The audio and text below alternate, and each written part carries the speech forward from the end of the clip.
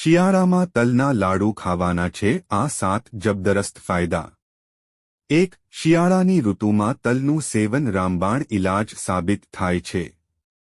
આ ખાવામાં ખૂબ જ સ્વાદિષ્ટ અને પૌષ્ટિક પણ હોય છે। 2. લાડુનું નામ સાંભળતા જ દરેકના મોંમાં પાણી આવી જાય છે। જો કે લાડુ ઘણી વસ્તુઓમાંથી બને છે, પરંતુ શિયાળાની ઋતુમાં તલ લાડુનું સેવન રામબાણ સાબિત થાય છે। તલ અને ગોળના લાડુ ખાવામાં ખૂબ જ સ્વાદિષ્ટ અને પૌષ્ટિક હોય છે। 3. મકરસંક્રાંતિના તહેવાર પર તલ અને ગોળમાંથી બનેલી ખાસ વાનગીઓ બનાવવાની અને ખાવાની પરંપરા છે। તલના બીજમાં ઘણા સ્વાસ્થ્યવર્ધક ગુણો છે, જેના વિશે આપણે અજાણ છીએ। તો ચાલો જાણીએ તલ ખાવાના ફાયદા। 4. શિયાળો અસ્થમાના દર્દીઓ માટે ઘણી સમસ્યાઓ લઈને આવે છે।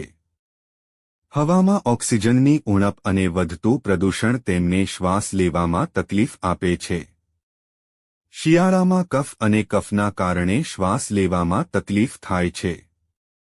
આવી સ્થિતિમાં દરરોજ તલના લાડુ શરીરને ગરમ રાખવા અને કફ દૂર કરવા માટે અસરકારક સાબિત થઈ શકે છે। 5. તલની તાસીર ગરમ છે।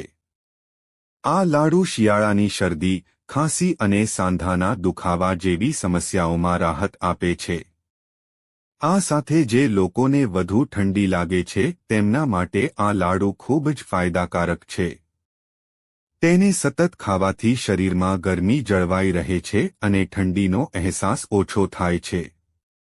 જો તમને કબજિયાત હોય અથવા ખોરાક પચવામાં તકલીફ હોય તો આ લાડુ રોજ ખાઓ।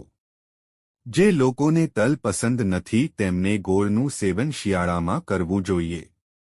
6. દરરોજ તલના લાડુનું સેવન કરવાથી સાંધાના દુખાવામાં ઘણી રાહત મળે છે, કારણ કે ગોળમાં રહેલું આયર્ન સાંધાઓને મજબૂત બનાવે છે।